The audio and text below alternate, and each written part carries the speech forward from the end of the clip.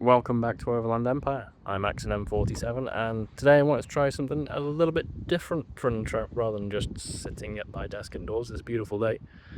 Yeah. This is session 2, episode 3 of the actual play for Coal and Corpses, and today we're going to be heading into the Miners' Church. So let's get to the table. Only the Miners' Church stands between you and the fabled county of Kalabraya. This is your first real taste of overland travel.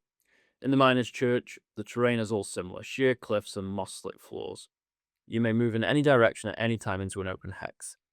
Starting in Hex X, you must traverse the chasm of the Miners' Church to one of the exits in the west, north, or east.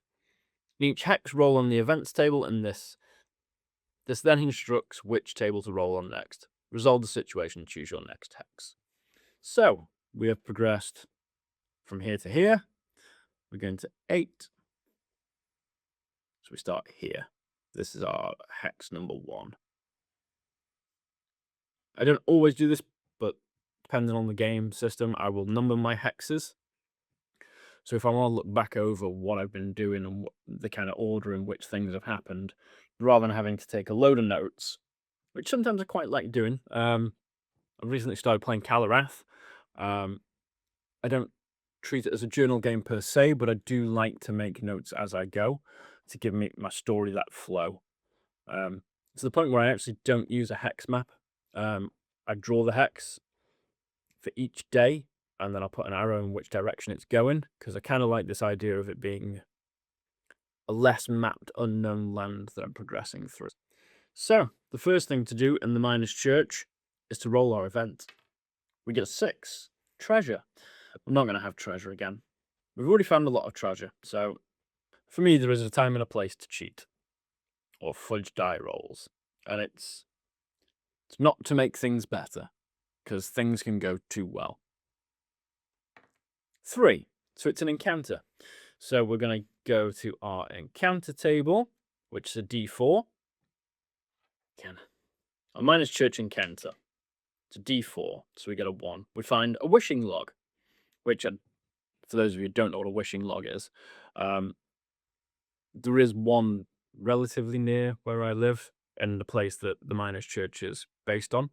And it's a log that has had coins hammered into it. So it looks like it's covered in scales almost. It's got all these coins hammered into it, where people have come along, put it in, and made a wish. So the wishing log in the Miners' Church gives us an extra omen on a successful wish. So to make a successful wish in Coal and Corpses, we make a presence test at DR14. We got -1 presence, so that's going to make a 15. 12. Our wish doesn't come true, unfortunately, so we don't get the omen.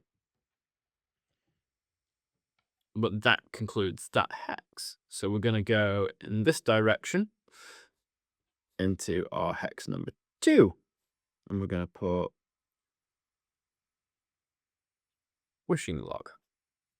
So we move on another hour, which takes us to 9 AM.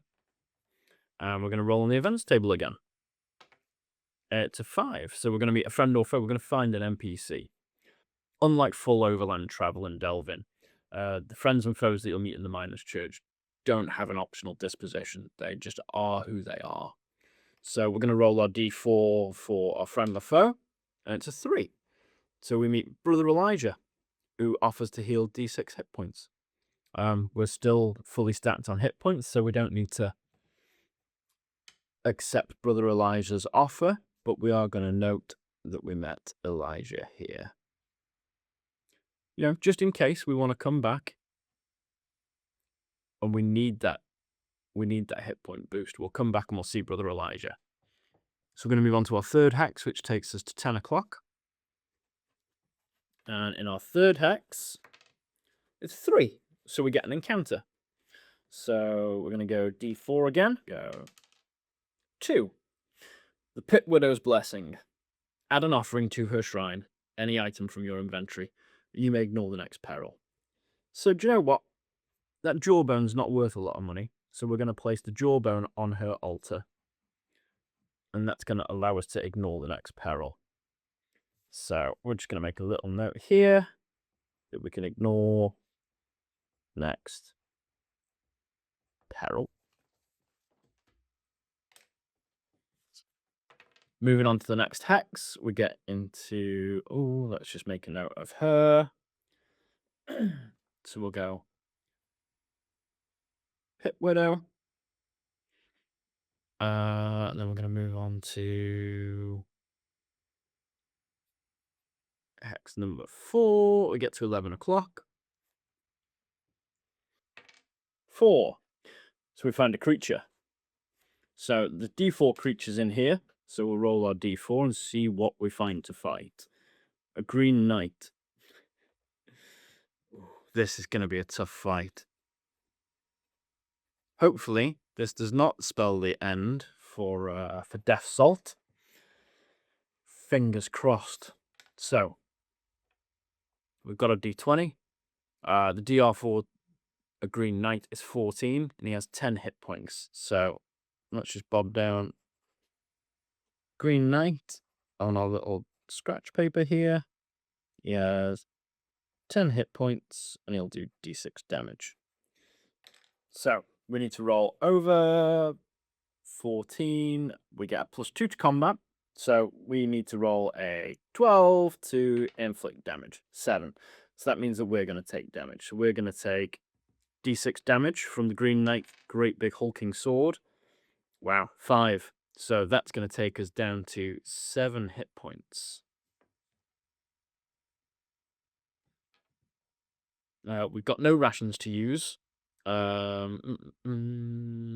got 7 hit points. We know he can't kill us, but he can knock us down to 1 hit point on our next attack. So we're going to throw caution to the wind, and we're going to go for it again and strike the Green Knight with our shovel. Again, it's going to be a 12 because we've got the +2 from our shovel. It's a 9. We're going to take damage again. 4 damage.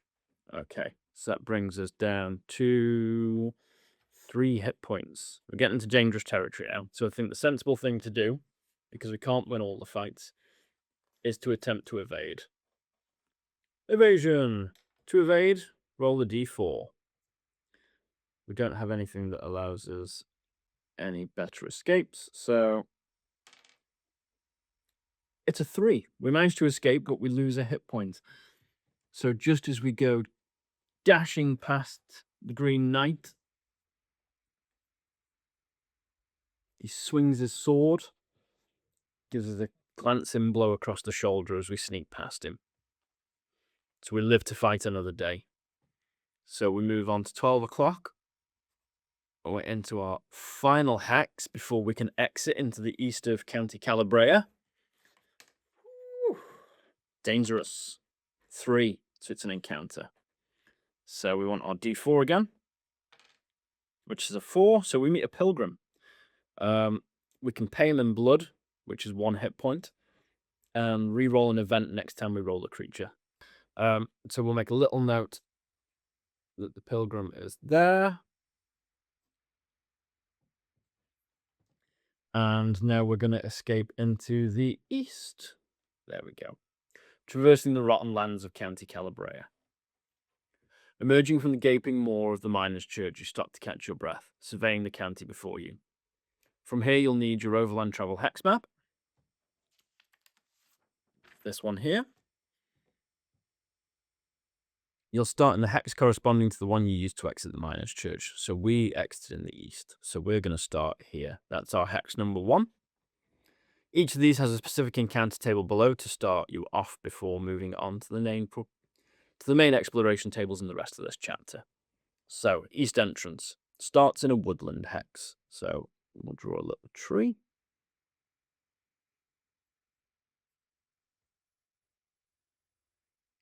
A cluster of buildings and people, a village. It's D8 hexes away in a random direction. So we'll roll our D8. 6 hexes away, there is a village. We'll go 1, 2, 3, 4, 5, 6. So here is a village, which gives us a nice, natural kind of direction in which to move.